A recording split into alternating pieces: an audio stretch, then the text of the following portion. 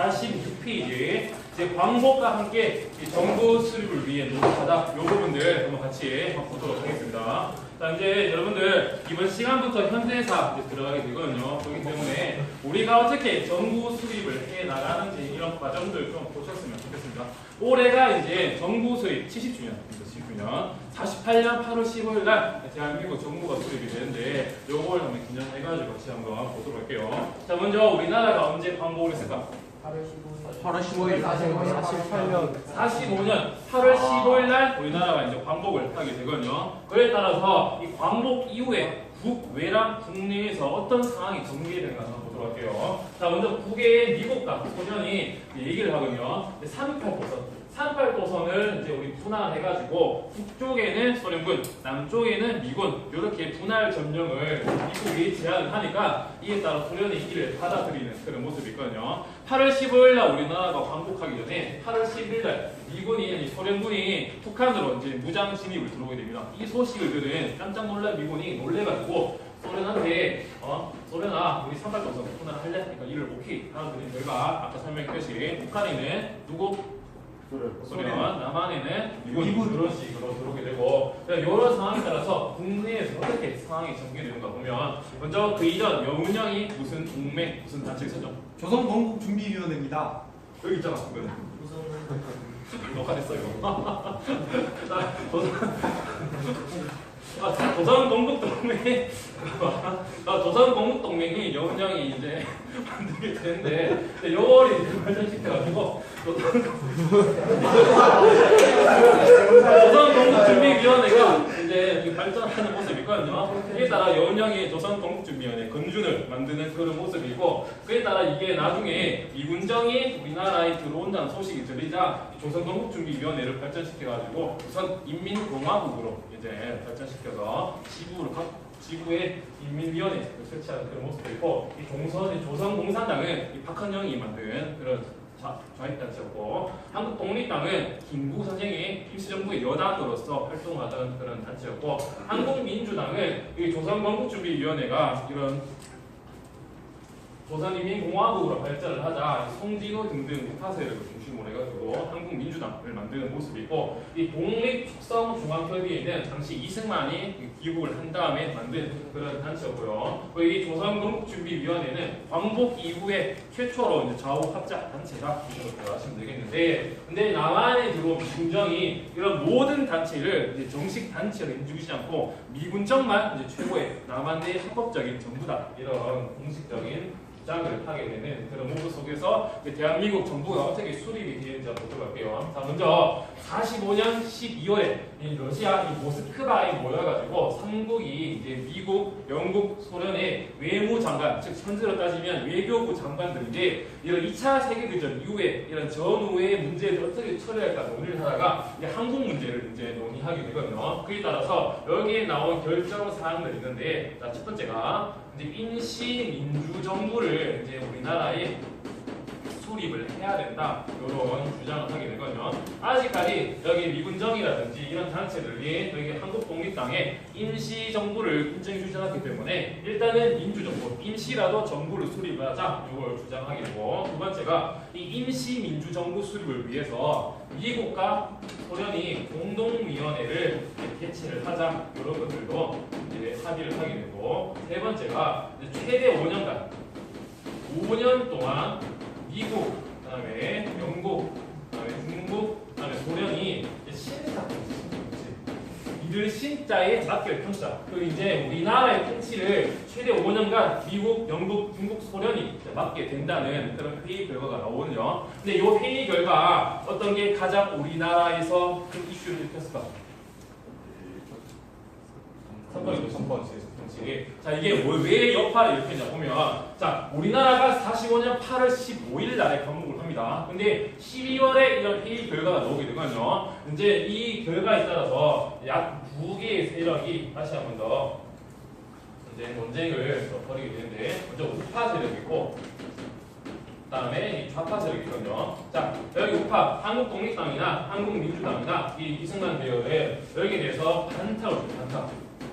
우리나라가 광복을 한 지 채 4년 지나는데 왜 다른 나라가 우리나라를 또 통치하느냐? 이거는 제2의 식민지 것이다라고 하면서 반타로 주장한 반면에 이 좌파 계열들, 뭐 조선공준비위원회 이후에 뭐 좌파 계열, 이제 조선공산당 이런 계열들은 처음에는 이 반탁을 주장하다가 근데 여기에 이 모스크바 상국 외상이 회의의 중점이 시대 통치가 아니라 임시 민주정부 수립이 여기 중점이다. 그렇기 때문에 우리나라의 민주정부 수립을 위해서는 찬탁을 해야 된다라고 하면서 이들이 반탁에서 찬탁으로 이제 갈라서게 되거든요. 변하게 되거든요. 그래서 이 결과 우파와 좌파 간의 대립이 점차 심화되는 그런 모습의 양상이 나타납니다. 근데 지금 이 대결의 양상이 현재까지도 좌파니 우파니 각각 이제 서로 싸우는 모습이죠. 여기서 파생되었던 또 더하냐 이건요. 자, 여러분들 페이지에 348페이지 볼게요. 여기 탐구 자료를 보면 자료 2번에 회의 결정에 대한 우리 민족의 반응이 있고 거기 보면 우익 세력,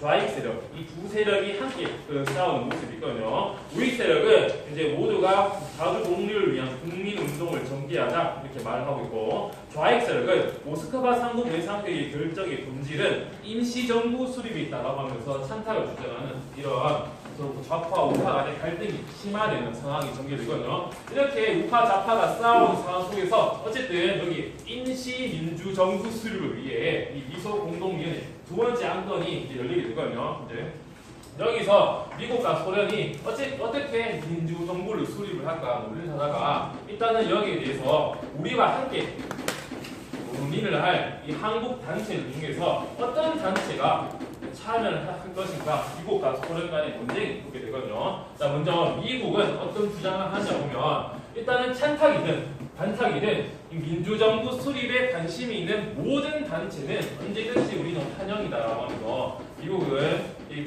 임시 민주정부 수립을 위해 이 미소공동위원회와 함께 논의를 할 단체는 모든 단체 가능하다 주장한 반면에 소련은 아니다 여기에 찬탁하는 사람만 참여해야 된다. 이 반탁 계열이 들어오면 이 모스크바 상공 외상회의가 어떻게 진행될 수 있겠느냐라고 하면서 소련은 이 찬탁 단체만 우리와 함께 논의를 해서 임시 민주정부 수립을 해야 된다 논쟁을 하게 되는데 결국 이 두 세력이 합의점을 찾지 못하고 무기한 휴에 되는 그런 상황에 놓이게 되거든요. 이런 상황 속에서 한 명의 사나이가 등장합니다. 누가? 김구.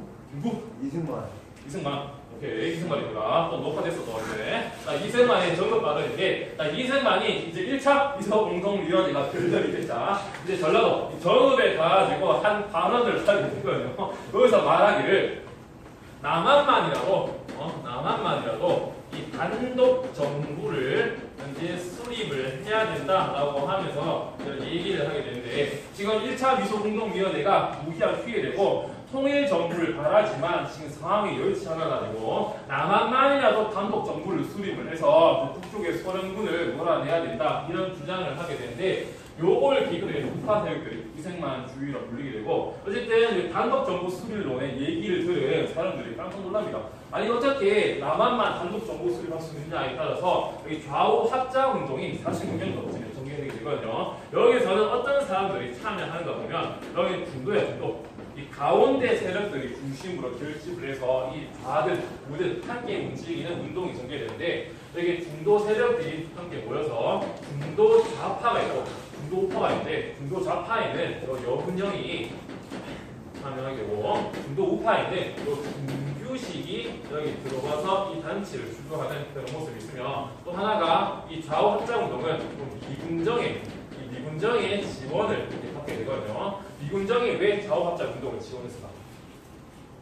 소련은 그건 모르겠죠. 그걸 좀 더 넓게 보면 여기 중도 세력이 스펙트럼이 정말 넓고 이게 수가 정말 많거든요. 어쨌든 극좌든 극우보다 이 중도 세력이 훨씬 많기 때문에 미군정이 이 중도 세력을 포섭을 하면 이들 중도 우파나 아니 우파로 끌어줄 수 있는 그런 기회가 많기 때문에 이들 중도 세력들을 자기 편으로 포섭하고자 미군정이 이들을 지원하는 그런 모습이고 이들의 활동들 보면 먼저 이 좌우 합작 실원칙이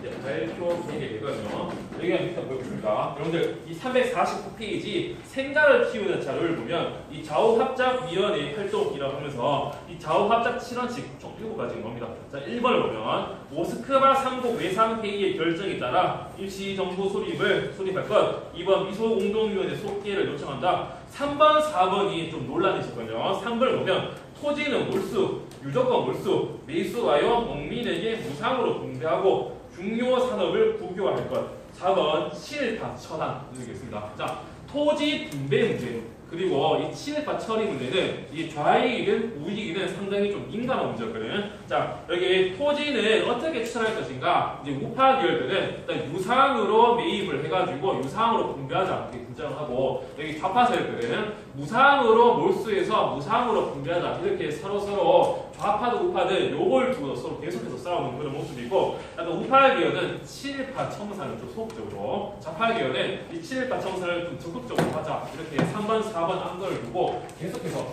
좌파 우파가 대립을 하게 되는 그런 모습들이고, 어쨌든 이 좌우 합작 7원칙이 결성이 되자 이 남조선 과도 입법 의원이 결성되게 되거든요. 이들의 역할은 여기 인시민주정부 수립 전까지 입법의 초안을 마련하는 약간 입법부의 초기 단계 그런 역할을 하게 되는데, 결국 이것도 47년도에 결렬되게 되자. 왜 그러냐? 첫 번째로 이 여운형이, 이 중도 좌파의 여운형이 암살되는 그런 기운을 맞이하게 되고, 또 하나가 이제 미군정의 지원이 사라지겠죠. 왜 그러냐? 47년도에 이제 트루먼 대통령이 트루먼 독트린을 주장하게 되거든요. 요걸 계기로 해가지고 냉전 체제가 심화되는데, 이제 미군이 생각하기는 중도 세력 포섭하려고 하지 말고 그냥 남아있는 우파 계열 잘 챙겨가지고 지금 잘 나아가자 이런 생각을 가지게 되고, 또 하나가 좌우의 대립이 이제 심화됨에 따라 이 좌우 합작 운동이 결렬되는 그런 모습이 나타난다. 어쨌든 이렇게 좌우 합작 운동이 결렬되기 직전쯤에 제2차 이소 공동위원회가 열리게 되거든요. 그런데 여기서도 똑같이 이 참여단체 논쟁을 두고 미국과 소련이 막 싸우다가 결국은 이것도 결렬되는 그런 상황이 오게 되거든요. 이렇게 1차도 실패, 2차도 실패하니까 미국이 이제 손발 다 떼놓은 거야. 그래가지고 요 문제는 우리 미국과 소련이 논의할 문제가 아니라 일단 요거를 국제가 유엔에 넘겨가지고 한국 문제를 얘기하게 하자 이렇게 얘기를 하게 되거든요. 근데 유엔 총회가 열리게 되는데 유엔 총회 상당히 큽니다. 세계 많은 국가들이 열리는 총회이기 때문에 여기서 수많은 문제들을 이제 회의하고 결정하게 되는데, 거기서 한국 문제를 이제 결정하게 되는데 어떤 얘기가 나오냐 보면, 자 먼저 유엔 감시하에 인구 비례에 따라 총선거가 이제 결정되게 되거든요. 자, 여러분들 대선이랑 총선이랑 차이점이 뭘까? 시장. 대통령 뭐 맞습니다. 대선은 대통령을 보는 거고 총선은 국회의원을 보는 거거든요. 아직까지 우리가 헌법이 일단은 먼저 헌법을 만들고 헌법 위에 이제 정부 수립이 대통령을 만들기 때문에 여기에 먼저 국회의원들을 뽑는 이유는 이제 재헌 국회의원. 헌법을 만들 국회의원을 뽑고 그 국회의원들이 헌법을 만들면 그 헌법 체제하에 조선을 따르면 등국대전 체제 하에서 이제 정부 수립을 하고 대통령을 선출하고 국가 체제를 만드는 그런 걸 위해서 일단은 국회의원을 뽑는 게 필요하다 함에 따라 총선 결정되게 되는데, 요거에 따라서 유엔에서 유엔 한국 임시위원단이 이제 우리나라의 한반도에 이제 파견되게 되거든요. 그런데 문제가 생겨. 남한에는 뭐 유엔 항공인시위원단이 들어옵니다. 이들의 파견의 목적이거든. 아직까지 우리나라가 정식적인 민주적 절차에 따라서 선거를 한 적이 없기 때문에 선거에 대해서 좀 지도를 해주고 교육을 해주고 또 선거가 잘 진행되는지 감시하고 감독하기 위해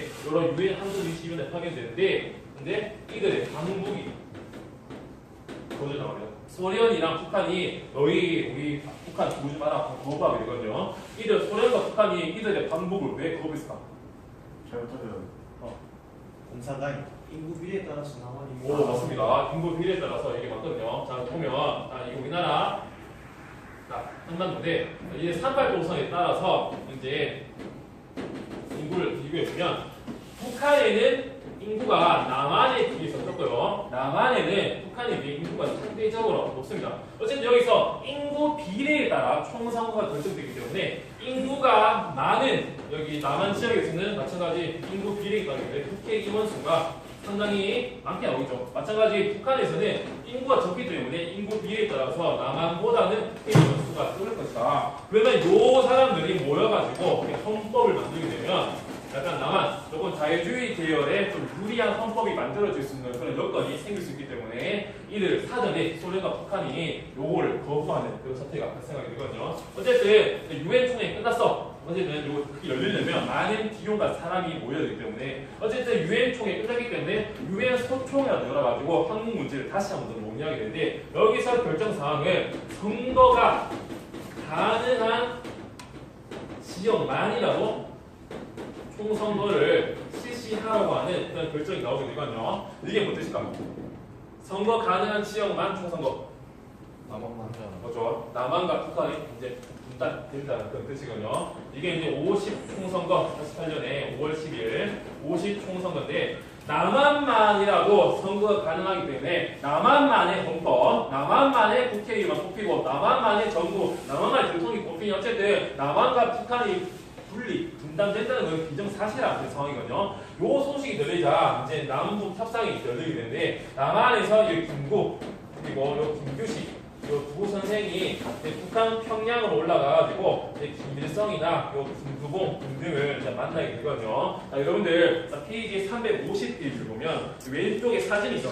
남북 협상을 위해 38 도선을 넘는 김구 이렇게 있는데 여기서 남북 협상에서 이 사람들이 모여가 대기합니다. 일단 먼저 단독 정부 수립을 반대하고 미국과 소련 양군의 철수를 주장하게 되거든요. 근데 하지만 이 50 총선거가 이제 결정됐기 때문에 요의 그런 흐름을 막지는 못하고 남북 협상도 결국 실패하게 된다. 근데 여기에 김일성은 김교식을 이용했거든요. 왜 그러냐? 일단은 우리가 불리하기 이걸 반대했다. 하지만 우리는 통일정부 수립을 원한다. 그렇기 때문에 우리는 김구와 김규식 함께 얘기를 해가지고 단독정부 수립을 반대한다. 이렇게 논의를 했는데 나만 너희가 먼저 정부 수립을 했지 않느냐? 그래서 우리는 어쩔 수 없이 우리만의 단독정부를 수립할 수밖에 없다라고 하면서 48년 8월 15일 날 대한민국 정부가 수립되자마자 48년 9월 9일 날 조선민주주의 국민공화국 북한이 수립이 되는 그런 아이러니한 모습이 쌓이게 되고 이렇게 정부 수립의 과정들을 한번 같이 봐봤습니다.